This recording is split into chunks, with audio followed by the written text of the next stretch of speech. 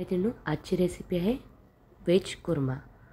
तर हा व्हेज कुर्मा तुम्ही पुरीसोबत एन्जॉय करू शकता। तर बघूया रेसिपी। एका मिक्सरच्या भांड्यामध्ये आलं, लसूण आणि सुकं खोबरं घ्यायचं आहे आणि ह्याची बारीक पेस्ट करायची आहे। तुम्ही बघू शकता ही बारीक पेस्ट झालेली आहे। यामध्ये पाणी घातलेलं नाही। तर नंतर एका भांड्यामध्ये फ्लॉवर घेऊन धुवून घेतलेला आहे फ्लॉवर, आणि ह्या फ्लॉवरला आपण थोडंसं उकळून घ्यायचं आहे। जास्त नाही बॉईल करून घ्यायचं, पण थोडंसं शिजवून घ्यायचं आहे। दुसऱ्या एका पॅनमध्ये तेल घालून यामध्ये मोहरी, तीळ, हिंग, जिरे याची फोडणी तयार करायची आहे। कढीपत्ता घालायचा आहे आणि यामध्ये एक वाटी बारीक चिरलेला कांदा घालायचा आहे। कांदा चांगला परतून झाला, कांद्याला चांगला परतायचा आहे। कांदा परतून झाला की यामध्ये घालायचं आहे हळद। 2 ते 3 मिनटं लागतील कांदा परतायला। यामध्ये हळद घालायची आहे। हे सगळं एकजीव करून घेऊन यामध्ये 1 वाटी टोमॅटो घालायचा आहे।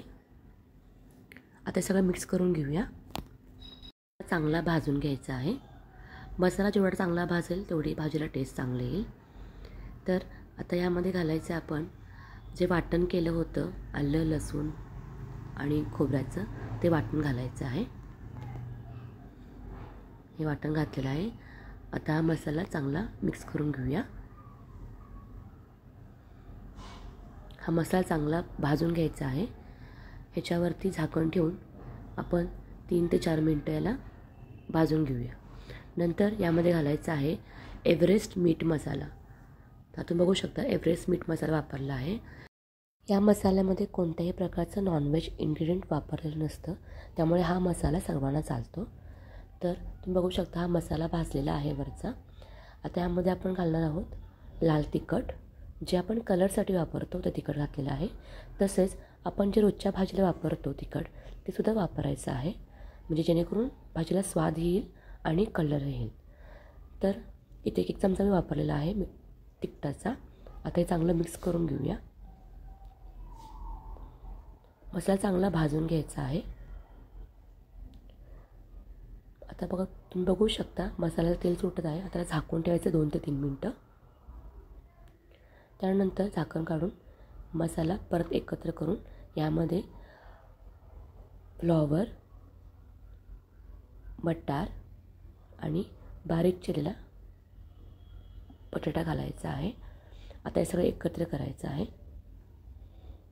जेणेकरून त्याला सगळ्याला मसाला लागेल। चांगलं मिक्स करून घ्यायचा।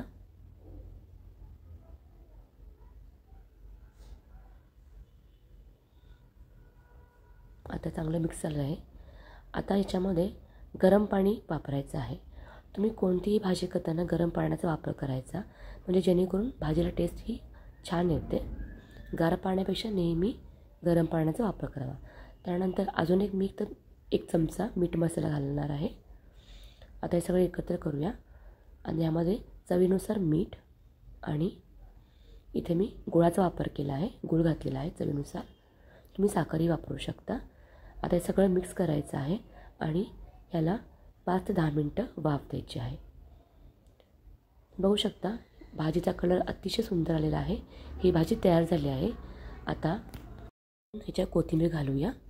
तर ही भाजी तुम्ही पुरीसोबत एन्जॉय करू शकता। त्याला कुर्मापुरीसुद्धा म्हणतात।